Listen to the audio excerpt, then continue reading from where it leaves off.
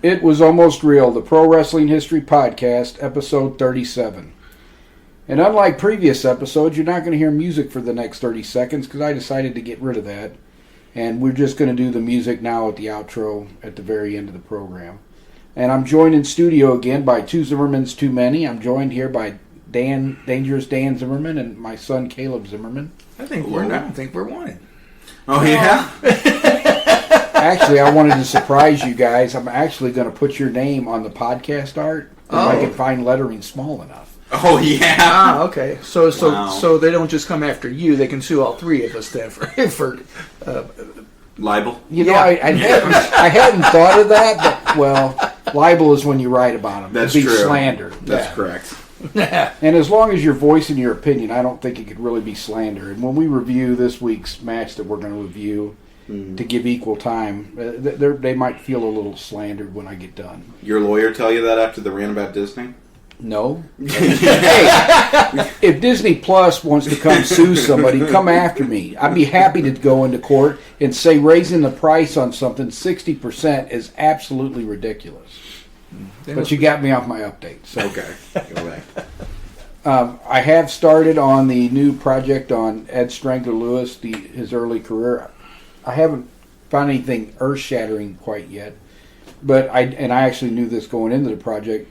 The year he was wrestling in Kentucky in 1913, well, he wrestled several years in Kentucky, but he started there in 1913. That is where he met his manager / promoter, Billy Sandow, and Billy Sandow, and Joseph Toots Mott would eventually become the Gold Dust Trio, which will actually roll into the subject for our next several podcasts, because I realized I had made a horrible omission in this history podcast and not going into several lengthy episodes about who I think is the only person who could rival Frank Gotch and Ed Strangler Lewis for the greatest American professional wrestler.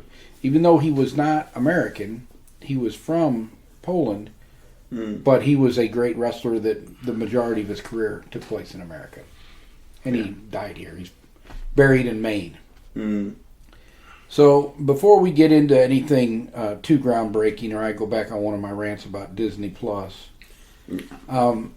this episode is going to come out on Monday, November 13th, and the following Monday will be the 15th anniversary of my dad's death. And when I say dad, I'm talking about my stepfather, who raised me, Ernest Charles Diaz. So the only grandpa you really knew, because Ken Sr. died 3 days after you were born. Sadly, yeah. Yeah. So my parents divorced around the time I was 11, and when I was about 12, my mother married my stepdad, Ernest Charles Diaz, who from that point forward was our dad. And besides me and my two natural sisters, Dad had 5 daughters, so the 8 of us are a blended family. So when Mom and Dad used to talk about us, they'd always say 8 kids, 26 grandchildren, 14 great-grandchildren, which there's more than that now. I think we're up to about 20. I think so. And we have 4 great-greats. wow. Yeah. It used to, the one thing that used to tick us off is, that's back 80s, 90s. Tracy would introduce me as her brother. Yeah. And people would say, well, you guys don't look alike. And Tracy'd say, well, yeah, my dad married his mom, but, we grew up in the same house. Oh, that's not your right sister. No, that is my right sister. And who are you to get to be the one to determine that or not? Right, yeah, it was absolutely. So, I mean, you guys, like you said, you grew up in the same house. You had the same parental she's units. My sister. 5 of the 8 of us have got got burial plots all together because we're all going to be buried together. Exactly. So if you don't think that's my right sister, walk east till your hat floats, my man. Right. But to get back to Dad is really instrumental in my love of combat sports history because he introduced me to boxing when I was 11 and 12 years old. And one of the things I didn't say, when my mom and dad got married, my dad was 49 years old. 4 of his 5 daughters were adults. The only one of my sisters that was still, well, Tracy lived with us too, but Kelly was 15. And Dad was 49. He married a 36-year-old with a 12-year-old, a 9-year-old, and a 6-year-old. Yeah. And he raised us. I tell people all the time, don't feel bad for me. I had the greatest dad in the world. He just didn't bring me into it. Mm-hmm. Yeah. And I know you've got lots of fond memories of your grandpa Ernie. Oh yeah. As well do as I do. Yep. Yeah. Dan, who is my natural father's nephew, he and Dan's mom were brother and sister. You have lots of fond memories of Dad because you'd come over to the house all the time. Yeah. Because it was weird for there to be especially during the summer, if there was a weekend where we weren't. If I was over at your house or you was over at my house. The funniest thing, I still remember when we were in high school. It had started snowing, and you were supposed to come over. Yeah. And you were like, yeah, I guess I'm not coming over. Because I said, no, Dad said we're going to come get you. Because he said, yes. He said it's just an inch or two. Yeah. So, did you ever ride with Grandpa in the snow? I rode with him many times. Yeah. Yeah. So, Grandpa didn't come around the corner in the snow. He slid around the corners of the snow. In that Monte Carlo. Yep. So I look over there. Dan is holding on to everything that could be held on to over there. And I just kind of waved. I'm like, he never hits anything. He never loses control of the car. We don't know how he does it, but he doesn't. My favorite was the light turned red once, and a school bus was coming. He goes, "We can make it," and he speeds across the highway. We made it. It wasn't wrong. We can make it. Well, you know, he hated your Aunt Sherry to drive him places. Yeah. So he'd always have me take him to the doctor's appointments.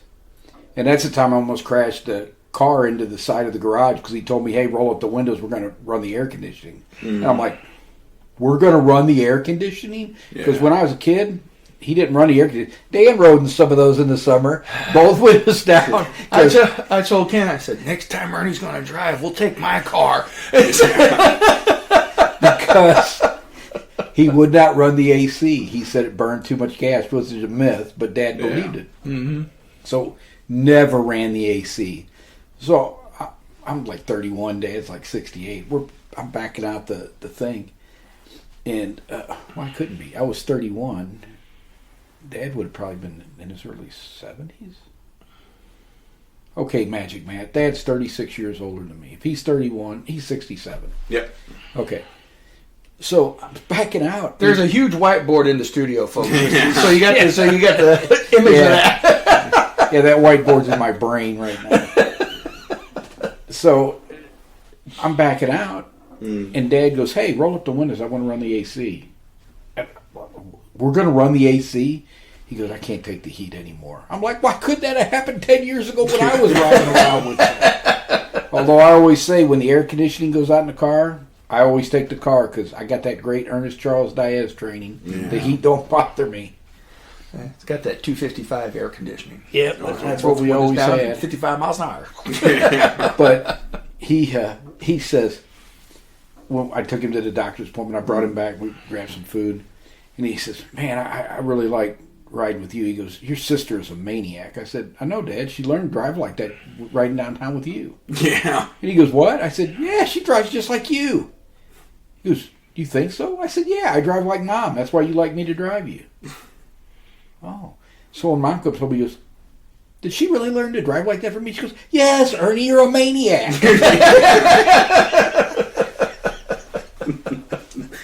He goes, I never knew.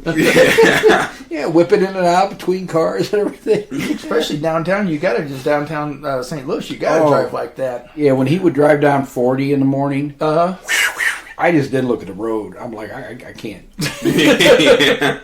Keep your eyes closed. But so I just wanted to acknowledge, 15 years since Dad passed, and I thought about doing a podcast, but that would never work because number one, this is a wrestling history podcast. But number two, I don't know that I could. If we really got deep into the subject, I don't know if I could get everything out. So. Right? Yeah.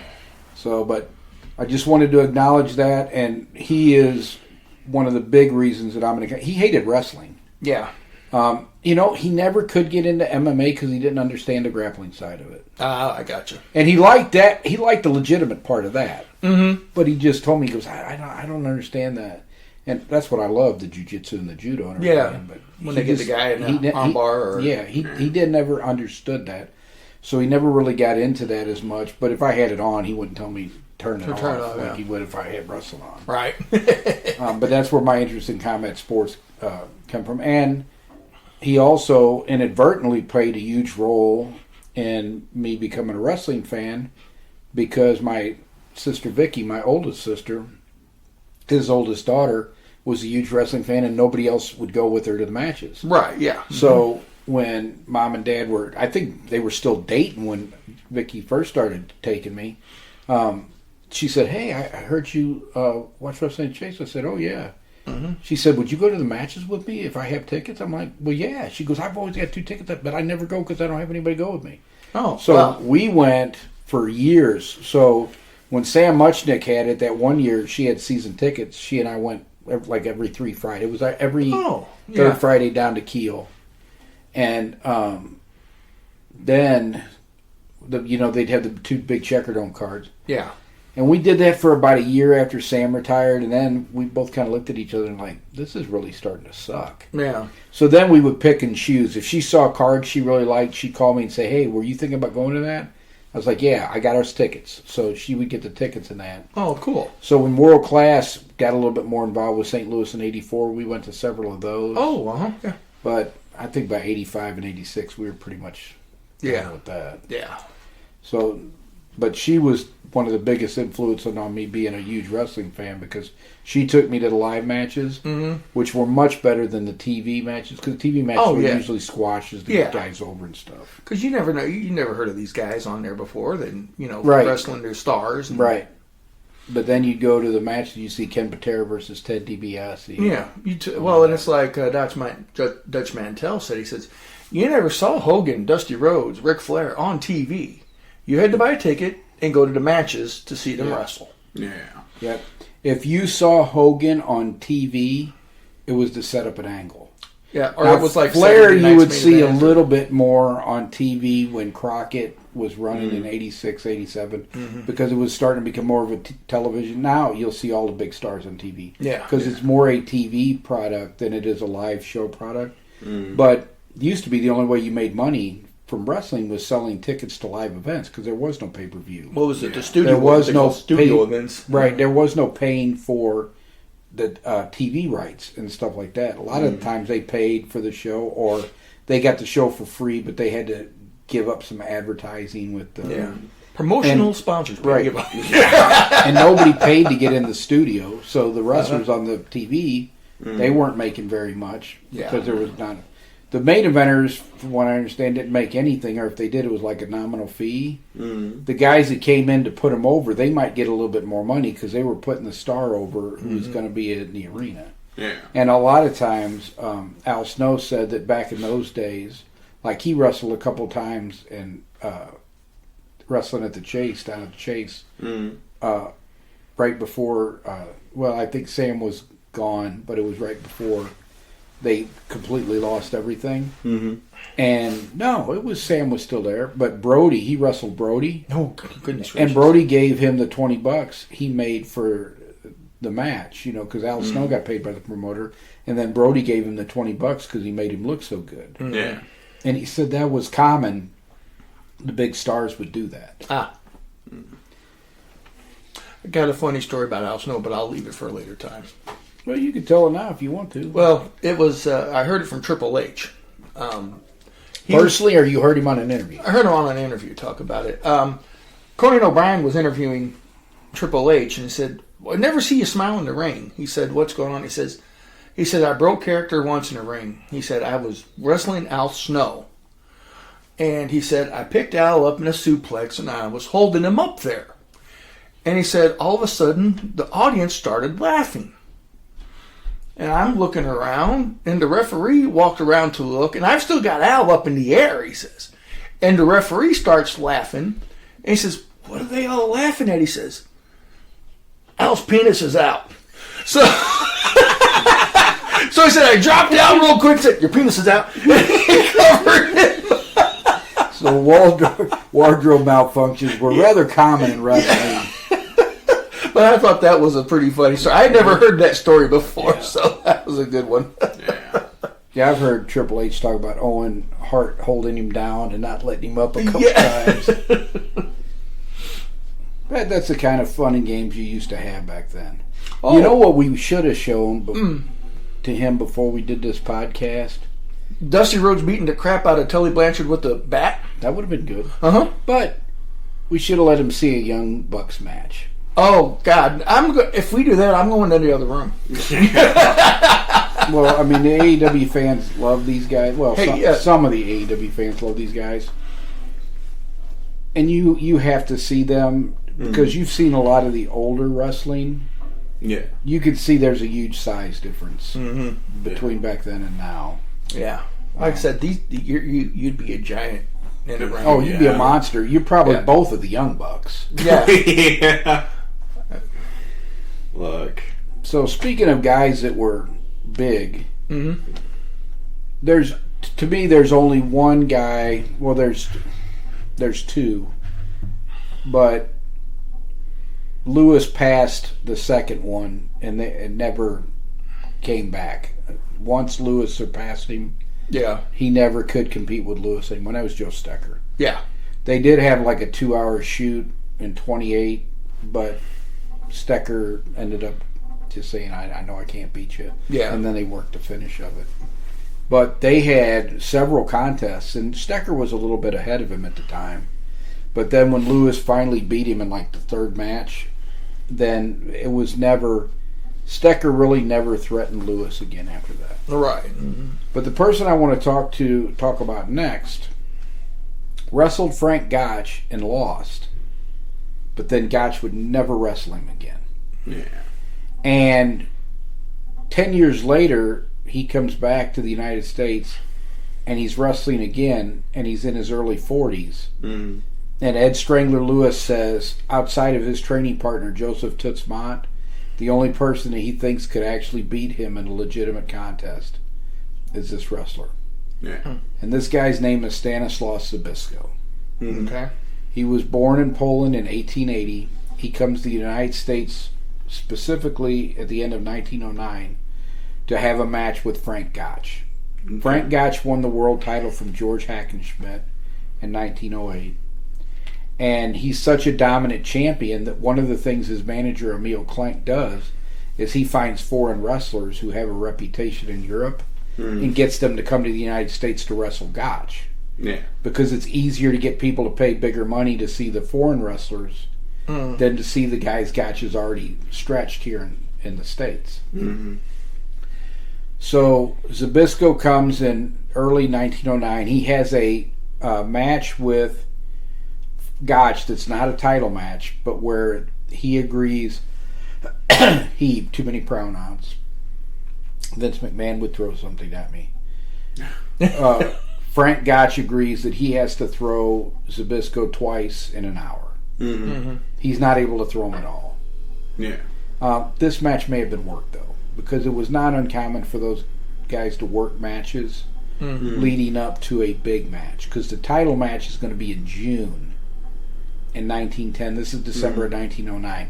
They're going to wrestle the title match in June in Chicago. Okay. So, and I think they drew 10,000 fans for that match. But anyway, Zbyszko, when he gets to the States, he's a Greco-Roman wrestling specialist. Mm. All the world title matches are conducted by catch-as-catch-can wrestling rules. Yeah. So he's going to have to learn catch wrestling so he goes on this tour for the 6 months. And when he starts the tour, he's 260 pounds. He's 5'9", 260 pounds. He's built like a beer keg. Mm-hmm. Yeah. At the end of this tour in June, he's almost 230 pounds. So he loses 30 pounds through this tour. Mm-hmm. And he's got two wrestlers with him all the time that he's training catch wrestling. Okay. And he beats everybody. Yeah. Nobody beats him in these matches. And these matches are contested under catch wrestling rules. They're not contested under Greco-Roman. Mm. But he is such a good shooter that nobody can take him off his feet. And he eventually catches these guys and gets them down. He has the match with Gotch in June of 1910. Gotch had a reputation for being a dirty wrestler. Mm-hmm. But he was not a dirty wrestler like Evan Strangler Lewis was a dirty wrestler. Okay. Evan Strangler Lewis was a dirty wrestler in that if you pissed him off, he would hurt you on purpose. Yeah. Besides Sorikichi Matsuda, and we've talked about Gallagher, who we put the point of the elbow in the guy's throat. Yeah. He was wrestling a guy they were working. Mm. And the guy did something to make him mad, and Evan Lewis wrenched his arm, and the guy's screaming at the referee, and he goes, "Hey, you got to give up." Mm. You know? But they were working, Yeah. and then all of a sudden Lewis shoots on him because he got mad about something and injures the guy's arm. Yeah. That's the kind of person Lewis was. Gotch's cheating was more on the lines of trying to win the match. Mm. I know he hurt a couple of guys with a toe hold on purpose, but for the most part, Gotch was more like Ed Strangler Lewis. Ed Strangler Lewis knew all the hooks, but he never hurt anybody in the shoot. He just punched him in the face when they made him mad. Yeah. Yeah. Gotch was more like Gotch would palm strike guys, headbutt guys, but it was to confuse them, to make them mad, to get them upset so he could win time. He fouled Hackenschmidt for 2 straight hours in their title fight in 1908, to a point where Hackenschmidt just gave up. Yeah. He just said, I'm done. I quit. I can't beat him. And just walked off. Because he'd been fouled for 2 hours. The referee was never going to stop it. Yeah. And he couldn't get Gotch down. Yeah. So he figured eventually I'm going to get caught with something. So he just said, I'm done. And I really admire Hackenschmidt. Hackenschmidt was one of my heroes. When I went into that book, Gotch to me was the bad guy. But I ended up having much more respect for Gotch. So Gotch's cheating was always tactical. He was always trying to find a way to win, and sometimes winning was cheating and confusing people. Well, didn't Bobby Heenan have a saying for that? It's been attributed to Bobby Heenan. It's been attributed to Jesse Ventura. You know, what is it? Win if you can, lose if you must, but always cheat. Oh yeah. And that was attributed to lots of different heels. Gotch's cheating was always to win. Gotch always wanted to win. So in this match with Zbyszko, he walks out. They always had a customary handshake to start the match. Gotch basically just touches his hand on the top and then immediately tackles him off of the handshake. And back then, pins were 1 second. You know, your shoulders hit the mat. It wasn't even 1 second. Your shoulders hit the mat. It was a fall. That was it. He tackles him. His shoulders hit the mat. Fall. I think it was like 3 seconds, 6 seconds, something like that. Yeah. Because there's a drawing they put in the newspaper of the Gotch handshake where he's tackling the guy's legs. This so unnerved Zbyszko that he was furious and he was going to quit. He was like, and they convinced him to go on with the match because they're like, you can't win the world title if you just get up and forfeit. You walk out of this ring, it's forfeit, it's done. Who knows when you're ever going to get a title shot again? Yeah. Which the answer to that was he wasn't going to get another title shot until the 1920s, but he had no idea knowing that. Well, that's not true. He won the Greco-Roman world title in 1914. Yeah. Maybe we'll tell that story next week. But anyway, so they convinced Zbyszko, okay, go back out there and wrestle Gotch. He wrestles Gotch, and Gotch beats him after 30 minutes. So Gotch is 1 and 2 straight falls. Zbyszko immediately starts campaigning for a rematch and says, I'm going back to Poland for a couple of months. And he takes these 2 wrestlers that he's been doing catch wrestling with him. Yeah. And he says, but I want a rematch next year. Okay, so this is 1910. 1911 is the year that they finally they've been trying to coax Hackenschmidt to come back to the United States for a rematch for 3 years. But Hackenschmidt's knee was so bad from the years of wrestling and stuff. He had, sometimes it's called water on the knee, sometimes it's called housemaid's knee, sometimes it's called preacher knee. His knees were seriously debilitated. Yeah. In 1910, he starts training a wrestler named Adolf Ernst, who would become Ad Santel, one of the most famous hookers of all time. And he starts training guys in Europe and starts thinking, you know, I could get myself in good enough shape that I could have this rematch. And they know it's going to be a big money match, which Hackenschmidt saw almost nothing of. So they finally get Hackenschmidt to come back in 1911. And Hackenschmidt has a series of matches with a couple of the guys in the Farmer Burns camp. These are the guys that train with Gotch. Mm. And Hackenschmidt beats them all, but he doesn't have an easy time of it. Yeah. So Gotch already knows he is going against a severely limited version of George Hackenschmidt. He's not the Hackenschmidt he fought or wrestled 3 years ago. Right. Yeah. Hackenschmidt signs for a match with Zbyszko. Mm. And Hackenschmidt agrees to throw Zbyszko twice in an hour. And whoever the winner of this match is supposed to get the match with Gotch on Labor Day in Chicago. Yeah. Hackenschmidt is unable to throw Zbyszko at all. They actually wrestled 90 minutes instead of the 60. Oh, wow. But did Zbyszko throw him? Zbyszko didn't throw him. Okay. So nobody threw anybody. No, it was a 90-minute draw.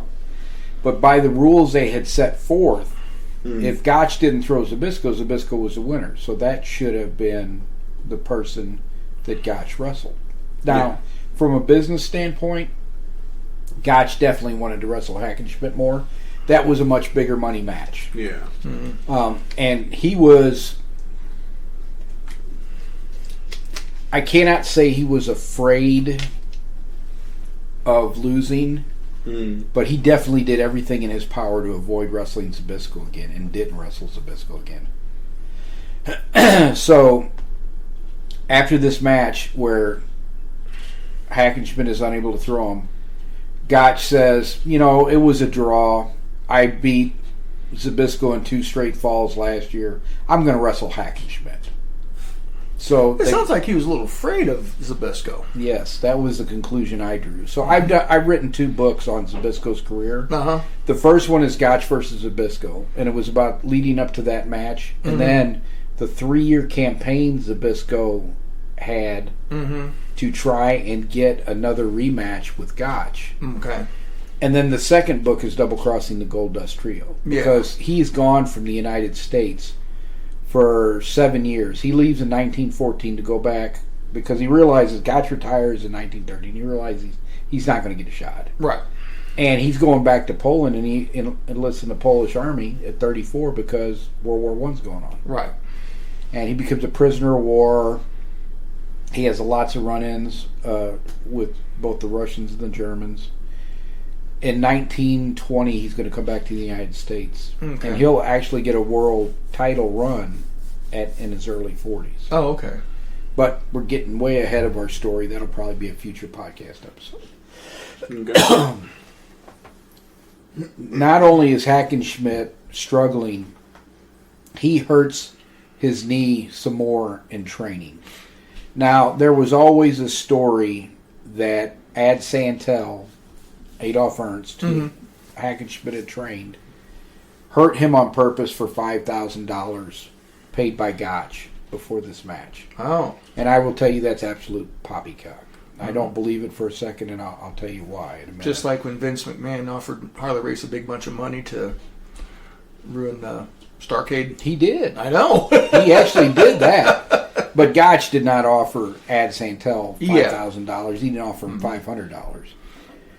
Because Hackenschmidt always claimed that he banged knees with Dr.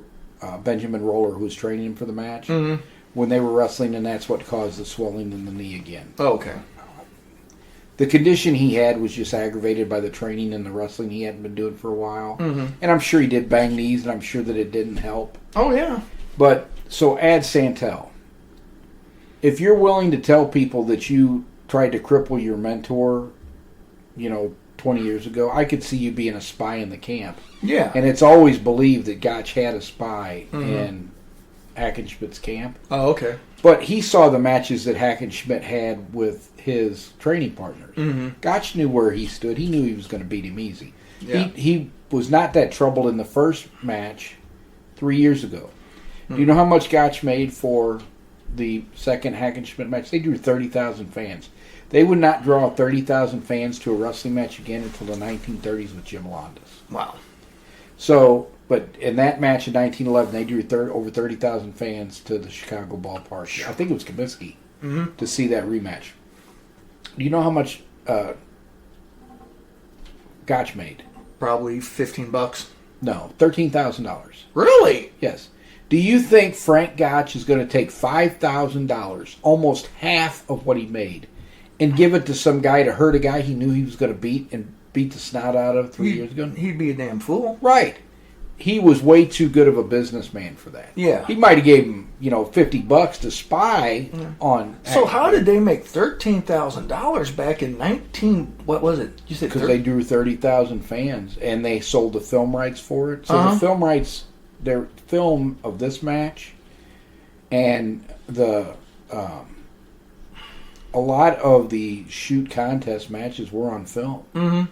But I mean, that film has all been lost. even Kamala didn't make that much in his one WrestleMania appearance. Yeah, but this was the biggest match of. This was the biggest match. Even the Goldust Trio, who made money hand over fist in the 20s, Yeah. never had a single payday like this payday. Okay, so this was So- a once in a lifetime thing. Between the film rights, the actual gate, and there was another source of money. And guess who was involved in the promotion of this before he became the New York City promoter?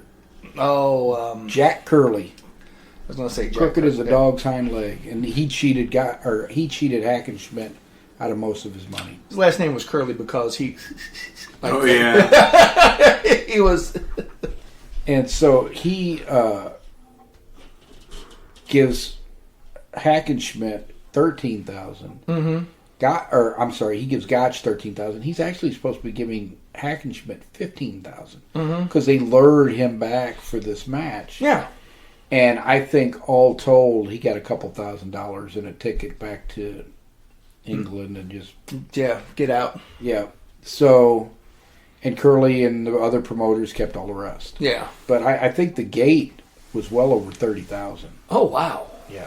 Back then that was So you're talking 30,000, and I think they got 5,000 or 10,000 for the film rights. man. That's Yeah, it was big money because you're talking 1911. I was going to say that was huge money back then. So Gotch pretty much goes into semi-retirement after that match. He wrestles in 1912 a few matches. He wrestles in 1913.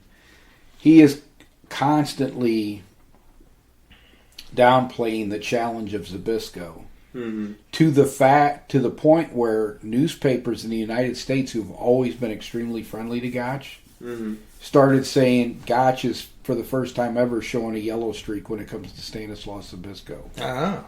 It was the biggest money match that existed out there, and he didn't want any part of it.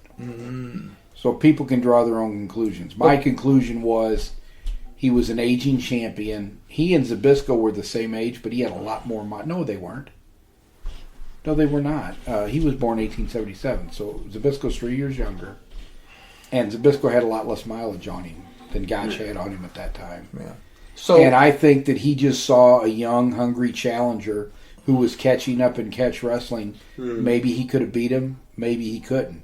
But he certainly didn't want to risk it. I was going to say it sounded like that he was just scared and didn't want to lose his title. Yeah. And it doesn't mean he would have, but he was worried enough that Zbyszko could beat him that he wanted no part of him again. And then Gotch retires in April 1913. Well, Zbyszko sticks around for another year, thinking that maybe he will come out of retirement, but Gotch doesn't, which sets off a whole series of events to try to replace Gotch, which I talked about in Mass Marvel to the Rescue. The next podcast episode, we're going to stick with Zbyszko, and I'm going to talk about what he did the last year he was here, and because he has a feud with a famous Estonian wrestler. It was part of Russia at the time. Okay. I'm not sure if he would have seen himself as an Estonian or not back then, because it was part of the Russian Empire. But because Hackenschmidt was an Estonian. Yeah. Oh, okay. But his nickname was the Russian Lion.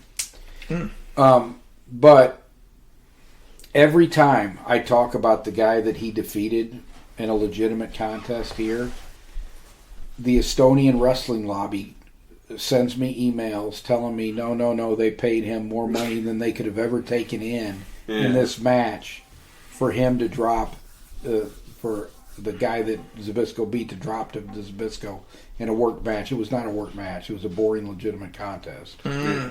And because he's a huge hero, as he should be, because this guy was great. In the 1915 New York City International Tournament, nobody could touch the guy in Greco-Roman wrestling. Yeah. But Zbyszko was a special wrestler.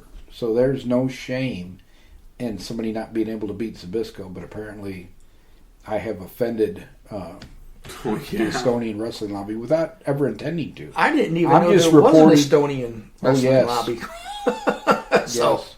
He's a huge hero over there. They've written books about him and everything over there. Yeah. And I don't, and I'm not going to tell you who he is. Tune into the next podcast and you'll know who he is. If you've read my stuff, you already know who he is.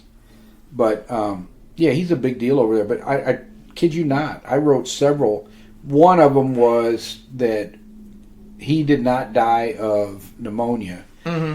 He and his mentor, who actually Gotch wrestled in his last match, George Lurich, they died in Russia in 1920 or 1921. They both caught typhoid fever. One died, the other one recovered. Yeah. But he died of pneumonia 5 weeks later. Well, they were running from the Bolsheviks at the time. Oh, okay. So he identified himself as an Estonian historian. And he said, no, they didn't die of that. That they were killed by the Bolsheviks, which could be true. You know, the Bolsheviks controlled the newspapers there. Yeah. They could have put that story out that these guys died of that when they actually killed them. So I said, can you tell me where you got this source of this information? Because I pulled it from the newspaper articles of the time. Do you have, archive source or something like that? Because if you do, I will gladly change it. I want to be as historically, factually accurate as I can be. Right. And never responded back to me. So I left that as the official. That's what they died of until you give me a source that says differently, and I will gladly change it. So I put something else out, and then now it was aggressive. You don't know what you're talking about, blah, blah, blah, blah, blah. And I said, well, let me put it to you this way. I said, I know what my sources are, and I can cite all of them. I have asked you before, because I would be happy to correct the official record, if you have a Russian archive source or something that I don't have access to, that shows that is what indeed happened to them, I will gladly change that. But until you produce a source, you could take your insults and everything else and go fly a kite. Right. I'm not going to have a battle of the wits with an unarmed person. Right. Give me a source. I'll be happy to change it. Yeah. I'm trying not to rant because I'm You're sure fine. I'm sure they're coming from a decent place. Without sources. Well, maybe they do, because they might be second language English speakers. Well, true. But I thought I was pretty clear the 2 or 3 times. I mean, they're speaking to me on the emails in English. So either they're using a translation or something else. Are they able to insult you coherently? Oh, he insulted me pretty well. I'd say he understands what you're saying. Yeah. So, but I'm going to let that one go. He didn't make me nearly as mad as Disney Plus did. So. Oh yeah, well. I'm not gonna blast every single person. No. I I don't ever want to bring politics into this because I think that just upsets people and affects people and gets people to quit listening. Yeah, but if I wanted to talk about our politics, I could go on a rant for about 3 hours. Yeah. Well, we're the Wrestling History Podcast. Right. And we'll never go into that because all you do when you start talking politics is you offend, just like religion, you just offend the hell out of people. Yeah. You make one part of the population like, oh yeah, he's great. Oh yeah, he knows it. And then the other part like, yeah, this guy's an idiot. Yeah. So that's one of the things we won't talk about ever on this Absolutely. podcast. Other than make fun of stupid people to get out and challenge the UAW workers. You weren't here for that one.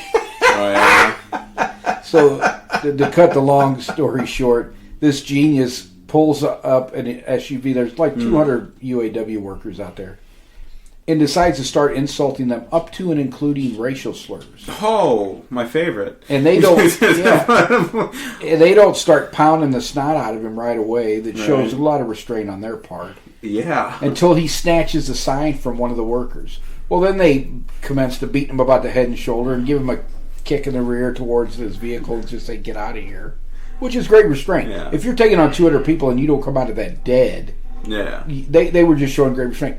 So his wife or girlfriend or significant other or whoever he's keeping company with at this moment jumps out and starts giving him the same deal. And one of the auto workers just takes his side and goes, wow. Now, it's paper and a stick. I mean, it's not going to do much damage. But she at least had the sense to go, this is not very smart of me, and get back. No. So they both get in the SUV and they take out. But I always said they buried the lead on the story because the very last sentence, witnesses said they saw several children in the back seat. You know, just the thought of like being so angry at people, you're like, you know what? I'm going to use that word. Yeah, just get out of your car. Whew. Head empty, no thoughts. Yeah, I was going to say that's a good way to not be around too much longer. You know, if I would have pulled up and been like, you know what, it's not worth it today. Just keep going. I try very hard because it's easy to get angry behind the wheel of the car. Oh yeah, I try very hard when I leave every day to go, okay, I'm going to run into a couple of stupid people on the road today. Mm-hmm. Yeah. And instead of getting all mad about it, just go, oh, there they are. I knew I'd run into them. Mm-hmm. If I survive, it's a good day. Yeah.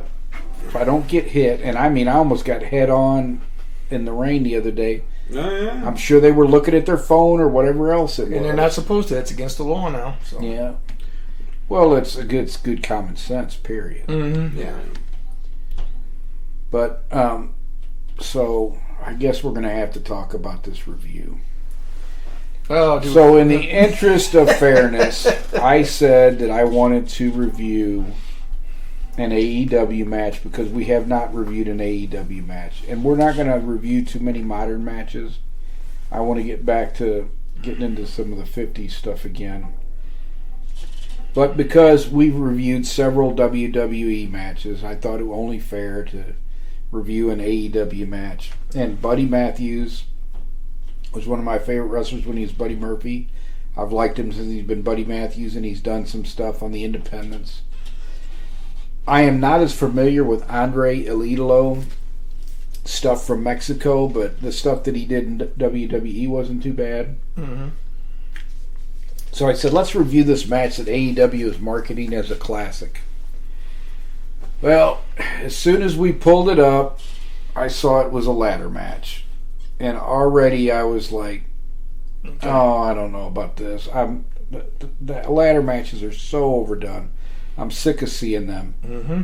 So before I share my thoughts or lack thereof on this match, what did you think of it? Have you ever seen a ladder match before? I think the ladders were the better actors, yeah. So was this your first ladder match you've ever been exposed to?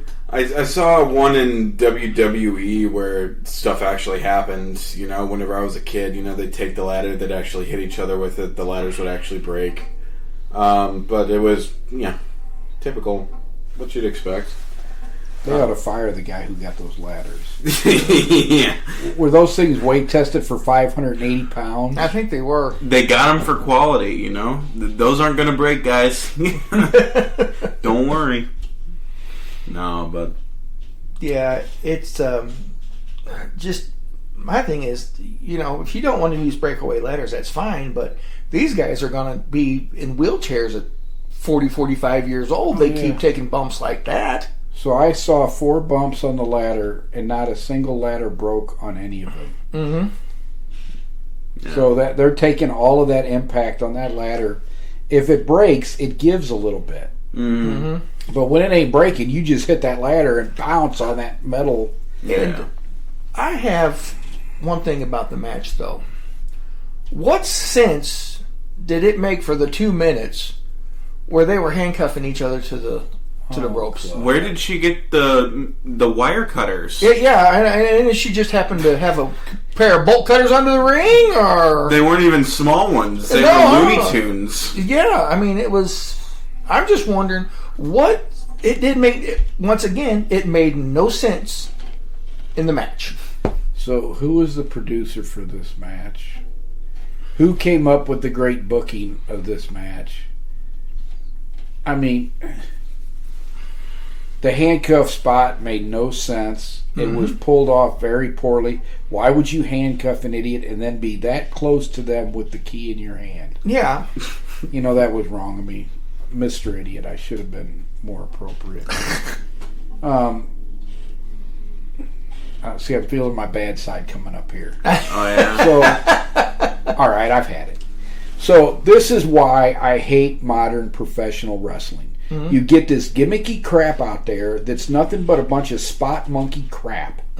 There's no wrestling. It makes no sense. There's no logic. It's not a good story. Right. I wasted 10 minutes of my time that I could have been watching a good television show. You know, 10 minutes of the British Sewing Bee might have been better than that. Okay. But I know El Dragon Return of a Warrior is better than that. I know Vikings is better than that. Right. And WWE, you're not getting a pass because you do some of the same stupid, gimmicky nonsense, spot monkey foolishness. Whose acting is worse? I think the acting, well, no, I can't say it's more childish either. Because I was going to say WWE is more childish, AEW is more juvenile, and makes no sense, but they're all both very childish. Yeah. That's another thing I don't like about it. It's like children wrote this show for other children. Yeah. Yeah. Do grown adults talk like this? I was watching a training video at work the other day. Right. And one of my main issues with it is at some point they start talking about applauding each other and everything, and I was like, do grown adults really talk like that? No. My generation, typically. I don't. I haven't heard it from your generation that much. I was going to say, I've never heard it from any generation, really. I mean, it's... I'm Gen Z, and I get lost in the slang sometimes. Yeah, exactly. Well, I did notice I was using a lot of slang last week, and I attributed that to your Uncle Dan and his dragging down my vocabulary. Oh, yeah. I've been trying to keep it from you, but... You know what? I have lots of things I could say that I'm not going to say because of our listeners out there don't deserve to hear it. And we do have the no cussing rule, so... No. But, yeah, no, I just... When I was watching that, like, the facial expressions were great. You know, they got Buddy the facial Matthews expressions. is so good. And to waste him in something like this where he could have got hurt. And little Julia Hart could have got hurt, too. Now, I tell you what, her shivering was quite convincing when she was. And I do have to say, I'm glad that Andre Ililo got the mask back that he wore in Mexico but hasn't worn for the last 7 years that he's been wrestling. I'm sure that meant a lot to him. That was part of his family lineage. And what did Buddy Matthews steal it out of his suitcase? How did they end up with it in the first place? You know what? Well, since I don't watch AEW and I don't watch WWF, I really don't know. So we're going to quit watching modern wrestling because I can't take too much more of this. Yeah. I got to say, the era's... I was actually excited about it for a second because I just thought it was a straight match. And Buddy Matthews in a straight match is very good. The best match in WWE in 2021, and I'm still going to say that this was the case, Roman Reigns is a bigger star. So anything he does is going to be big, but the best match in 2021 was Buddy Murphy, that's what he was known as in WWE, versus Aleister Black, which is what Malachi Black was known as in WWE. And I think it was at Tables Ladders, but it wasn't a tables match. It was just a good, hard-hitting match. And if he would have been doing something like that, it would have been great to watch. I was going to say, if they would have done wrestling... But as soon as I saw the ladders, I'm like, oh, no. And once again, we're talking about the ladders being underdone. Remember, if you was going to see a ladder match, you had to wait for a Starrcade or a WrestleMania. Or there's something that happens once a year. Put it on the weekly TV show. But now it's on a week. Yeah, it's like I said, now it's on a weekly TV show. You're like, this isn't special anymore. You know? This is why I quit watching wrestling. And AEW wasn't even around then. It was just WWE, and it was so terrible, I couldn't watch anymore. And I'd become an MMA fan anyway. Mm-hmm. So wrestling history is much better than watching this stuff today. That's why It YouTube is had so to great. change because when MMA came out, kayfabe would have had to change because people, Mm-hmm. Yeah. nobody was going to buy it even to suspend their disbelief.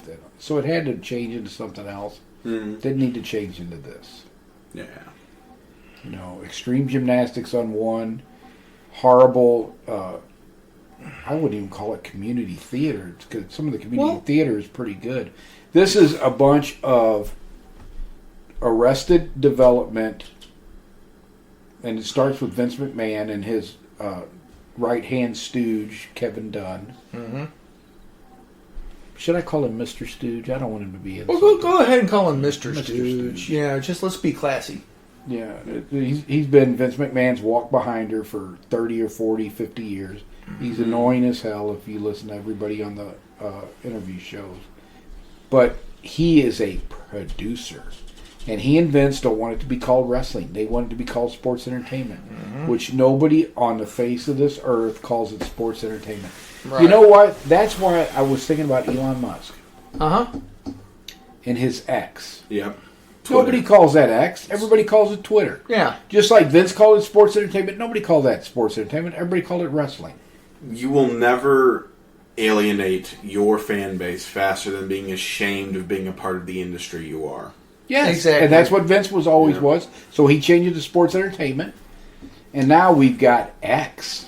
Yeah. X is the unknown factor, and that's what's going on there.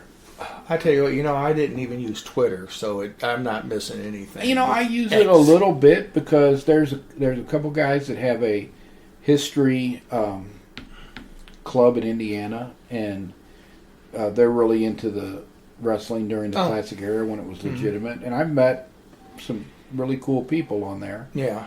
So that's why I didn't get rid of it when they went to some ridiculous name. Yeah. Because I still occasionally will meet like-minded people on there. There's a new follower I've got, and I follow him back, called Wrestling 1861. Mm-hmm. And they got some great stuff from the era that I studied. Oh, okay. So I can't completely say. And Facebook is handy for me because I've got such a huge family. Yeah. Mm-hmm. So when Solomon was born, we counted up. Aunt Vicky said if she got everything right with spouses and everything, he was the 80th member of the family. Wow. And we've had births since then. Yeah. Vicky used to always His say, little brother. Vicky used to always say when we showed up, people thought a flash mob. And it was just our family. The family reunion was pretty big. Oh, yeah. Well, we used to go to the tavern picnic, and the tavern picnic was 80% our family. Uh-huh. So it starts pouring down rain, and it's the year Beck and Tim got married, 2008. Uh-huh. And they were getting married like 2 weeks from now, and Vicky was down at the court. She was helping shepherd them through everything. Uh-huh. But we're standing down there, it's pouring down rain, and Vicky looks at Tim and goes, Tim, look around here. She goes, because in 2 more weeks, you're going to be related to 80% of the people. Right. And I mean, we filled the biggest pavilion up at that park. Yeah. So, do we have anything more to say about this match? That was painful. No, I mean, it was over as quick as it began, which I think is about the kindest thing I could say. The actors didn't deserve it. The wrestlers did not deserve that whatsoever. Mm-mm. No. And they were moving pretty slow because they were setting the spots up, and that doesn't help either. No. Because one of Buddy Matthews' biggest attributes is he's extremely athletic. Mm. And he's pretty quick for a guy that's that muscular. Yeah. You can't really show that when you're doing these spots in this Spot Fest match. Yeah. This is not pertaining to the match, but something that I heard the other day on the Dutch Mantel podcast. They were talking about Hogan and Flair being big liars, and basically both of them saying they What's were. happened to Rick? He He was never in Hogan territory. Yeah, I know, but like he said, said that he was in Puerto Rico when Bruiser got killed, and he said he faked he that was heart not. attack. And then he said he faked a heart attack during that last match, which He should never, ever get in a ring again. yeah. But they were saying the reason that Brody was killed was because he was going to buy into that territory And Jose Gonzalez was afraid that he was going to get fired. Well, Because Jose Brody- Gonzalez was a part owner of that. Well, the thing is, Brody had Jose Gonzalez fired from WWE or WWF at the time. I'd never heard that story. Oh, okay. Well, it's on the Dutch Mantel. I was going to ask you. They said I that. never heard that. Now I heard, and Dutch Mantel was one of the people that said it. That it was Dutch Mantel and some other wrestler said that when Brody used to wrestle him in both Puerto Rico and New York, Brody just walloped the tar out of him. Yeah. Left marks all over him. Yeah. And he was getting frustrated about it. And this was years before he actually stabbed him in the shower. Yeah. But that he told at least Dutch Mantel and maybe one other person, one day I'm going to kill that guy. Yeah. Mm-hmm. Because he was tired of getting beat on. And he said that happened several times. Okay. Now, and In fact, I think Dutch Mantel said that Brody walloped him, a few days before that. He had marks all over him. Well, and that's what he was saying when he went down to Puerto Rico, because Mantel was booking in CCW or something like that down there at the time it happened, that Abdullah the Butcher told Brody to buy into the company. There was, they had whatever it was. Would they let Brody buy into the company? Well, if Gorilla Monsoon and Abdullah the Butcher were part of the owners too. Gorilla Monsoon was part of the ownership because his son was part of the ownership. Yeah. But anyway, sorry. Victor Jovica, or what was his name? He was the guy in Puerto Rico that Gorilla was really close to, and said he was like a son to him. But after Gorilla died, his family said that was his son. That was his son. Well, anyway, all I know is they said that they were going to... Abdul had put it in Brody's ear to buy into the territory. Jose Gonzalez was afraid that he would get too much power and Brody would fire him again, get him fired again. And that's why he... And who said this? That was on the Dutch Mantel podcast. Did Dutch Mantel say that? Yes. Well, it could be true. Dutch was the booker down there for a long time. So I had never heard that that's what it was about. Mm-hmm. I had always heard it was over the fact that Brody would take liberties with him. Yeah. Well, they said Brody was one of the stiffest guys in the business to work with, and if he didn't like you, you weren't getting over. Yeah. So. Yeah, I knew that he could be difficult to deal with sometimes. Mm-hmm. He got ticked off at Paul Bosch one time because Bruce Pritchard was talking about it. Mm-hmm. Buck Robley is a good friend of Brody's. Yeah. Was a good friend of Brody's, I guess we should say. Buck Colonel? Robley's gone too. He died a few years ago.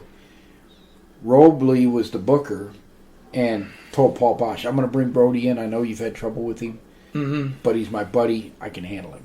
Yeah. They bring Brody in. Mm-hmm. Brody's mad about something. He goes and sits in the middle of the ring, cross-legged, Anza style, and just sits there.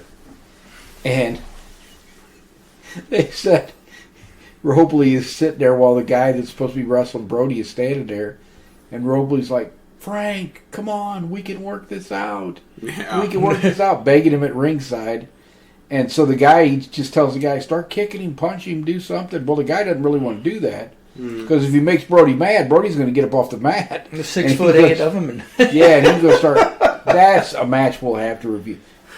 Let's do maybe Brody versus Crusher Blackwell in AWA. Okay. And then you can see how big Brody is. Oh, yeah. Because I know there's several of those matches out there. Yeah. That one from Florida we saw when he was Frank Goodish wasn't too bad either. Yeah. I think that was a tag team match, wasn't it? It was. He was tag teaming with King Curtis. Is it King Curtis Ikea? Yeah.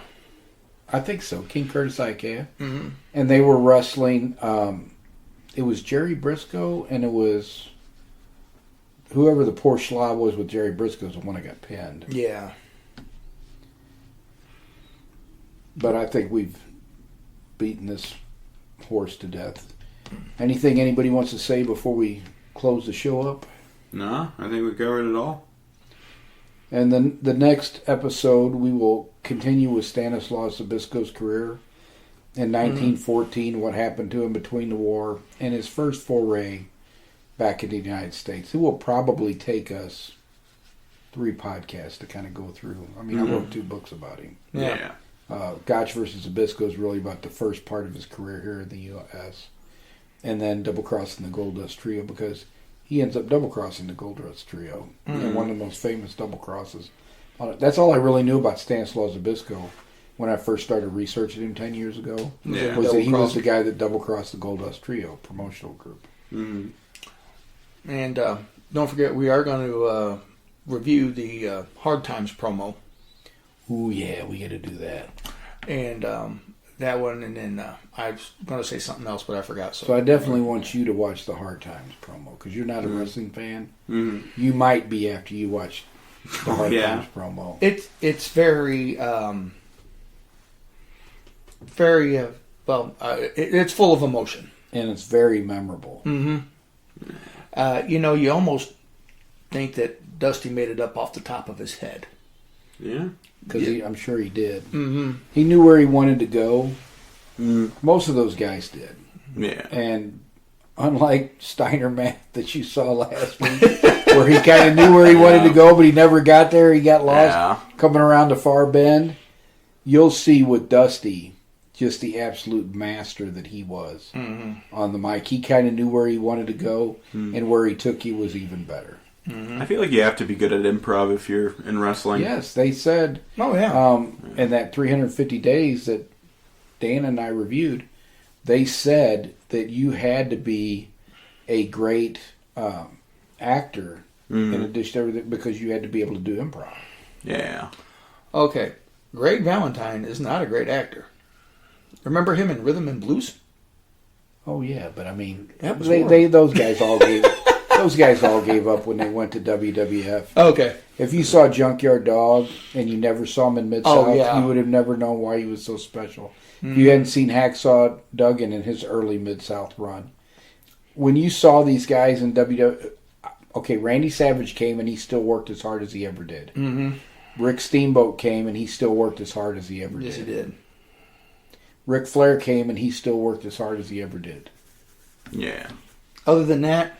Yeah. None of those guys that came from the territories did diddly squat other than those guys. They worked hard. Everybody else started taking it off, mailing it in. They never worked as hard as they did when they were in the territories or especially those guys from WCW, they probably knew they was towards the end of their career. Yeah. I think Dusty Rhodes didn't care if he had to wear yellow polka dots. He was like, hey, I'm getting paid. He's like, and I'm going to get it over. Yeah. He took it as a challenge, which he did. And so I think we were all pretty well behaved this week. We didn't go off on anybody too bad. So Tony Khan is an idiot. Well, there we go. I had to get it in there. I tell you what, his acumen as a booker is only surpassed by his abilities as a business leader. Yeah. He could not pass a management 101 course. Right. Because what you do not ever do, hire your friends. Well, and you don't hire your friends, you don't let problems fester. Right. I used to show this clip all the time because I would tell people this is the exact opposite of management. But there's a scene from Are You Being Served where one of the employees has started in a talent agency, and he's basically trying to get all the other employees jobs. Right. And they're talking to the owner of the company, and Captain Peacock's there. He said, well, I mean, we can give them more money or they're going to leave. And Mr. Rumble says, but there's one option you forgot. If I just hold my horses, this may all blow over. Never. Nope, never. It never ever will. But Captain Peacock says, may I say, sir, that it takes an executive of your caliber to come up with a solution like that. He doesn't realize it's an insult. Oh, thank you very much. Yeah. But, yeah, it never does. You cannot let problems fester. Had Tony Khan addressed that problem the first time Adam Page went into business for himself, because that's where it all stems back from. The Bucks and Kenny Omega sticking their nose into it. And all, that all came later. When Adam Page went into business for himself, if Tony Khan had called him in, suspended him, and Yeah. said, I am not tolerating this nonsense, Mm-hmm. you wouldn't have had the nonsense. No. But they know they can do whatever they want and get away with it. I wish he would improve as a booker, because I really would. Well- But he absolutely, without question, has to improve as a business leader, or he needs to hire people that can do it and stay out of the way. In fact, that's what I would like to challenge Tony Khan. I know he'll never hear this podcast, probably, but And would never do it anyway. right. But I challenge you to take a back seat, relax, hire somebody for talent relations, and hire a proper booker. Yeah. That's my challenge to Tony Khan, to make AEW a viable product. There aren't a ton of bookers out there anymore. You got the guy from Ring of Honor, Hunter Johnson. I wouldn't give you 2 cents for the bookers for Impact. Yeah. And most of the people that have been with WWE in that capacity are all loyal to Triple H, so they're not going anywhere. It would be easier on the talent relations part, because I've told you, I think they've got 3 strong candidates in-house. Yeah. And that's Billy Gunn, Jeff Jarrett, and Dustin Rhodes. Mm-hmm. Any of those 3 could be much better talent relations than Tony is. Mm-hmm. All right, I'm done. Yeah, I just... I really wish AEW was better. Yeah. And we finally reviewed a match from theirs, and I had to rip it apart. We need to find something good from there that we can... Yeah. Well, it's kind of like Mac Jones. You try to find something nice to say about the guy, but you just can't. At least he's not a Kansas City Chief or a Philadelphia Eagle. Yeah, so we said something nice. Yeah, so he's not on any of the teams we like. Yeah. But it's one of the guys said, he says, it doesn't matter how good of a cook you are. If you use bad food, Correct. you're going to have bad food. Referring to Mac Jones' ability to play football, but that's another podcast altogether. So we'll just But it leave does it there. have applicability to wrestling, because if you don't know what you're doing and you're booking it like an amateur, dream matches and all this other nonsense, there's no coherent story from one week to the next. Right. And quite honestly, that's what killed WCW. That's what was wrong with them. Start storylines to go nowhere. You wouldn't know why things happen the way they happen. Yeah. And it's exactly right. You'll see a match on AEW and be like, oh, that's going to be a great angle. And then nothing. Right. And the show is schizophrenic. Yeah. It's a bunch of garbage with a few diamonds that you find every once in a while. Now, hopefully, with Adam Copeland But you being could say there, the exact same thing for WWE programming, too. yeah. Yeah. Now, hopefully, with Adam Copeland, things will get a little better. Yes. I have always... Now, I didn't like Adam Copeland when he was Edge and with the Brood and had long hair. When Adam Copeland was the Rated R Superstar, I found out that I rather enjoyed his matches. Yeah. So, the football spear was kind of one of my favorite things that he did. So, it was... I don't know. I'm just for Klemp this week. I'm trying to rein myself in, not use so much slang. Ah, I see. You was born and raised in South St. Louis. Get over it. You're going to use slang. I'm from a poor working class family, too. Same as we are. I remember, we'll end with this, because this is one of my favorite anecdotes with my dad.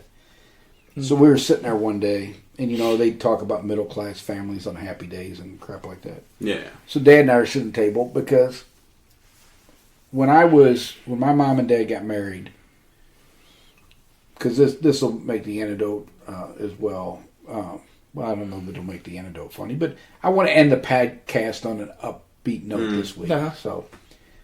So I realized when Mom and Dad got married, my sister Tracy, my sister Kelly, and my 2 cousins Jackie and Kim all live with us. Plus my 2 natural sisters Sharon, Beck, and my mom. Yeah. And it was just me and Dad. Because I got 7 sisters. I was going to say, you was outnumbered. Oh, yeah. But, every morning, get out of the bathroom. Get out of the bathroom. Get you out of the bathroom. Get out of the bathroom. So, but I realized nobody ever yells at Dad to get out of the bathroom, because Dad gets up before everybody else. That's when I realized people don't like getting up early in the morning. If you get up early in the morning, you get all your stuff done before everybody else gets up and starts pestering you. Yeah. Because Dad would be sitting at the table at 5 o'clock, dressed, already had his shower, reading his newspaper, drinking his coffee. So I'd get up 5, go in, get my shower, get dressed, go upstairs. Well, girls are all still in bed. Then they all get up and start fighting over the bathrooms. We only had 2. Yeah. It's this 800 square foot house, you know. And so I'd go up, sit in the kitchen table. Dad had me a newspaper. I'd be reading the newspaper.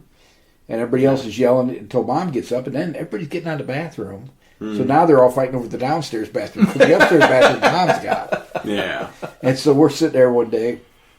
And we had watched Happy Days the night before. And they were talking about middle-class families. And I said, Dad, we're middle class, aren't we? And after he got done laughing, he almost spit his coffee all over the place. He said, boy, we are working class, not middle class. He goes, and we would be considered poor working class at that. Yeah. So At least you guys had 2 bathrooms, so. Remember at our house, we had one in a goddamn in a sweat box. Yeah.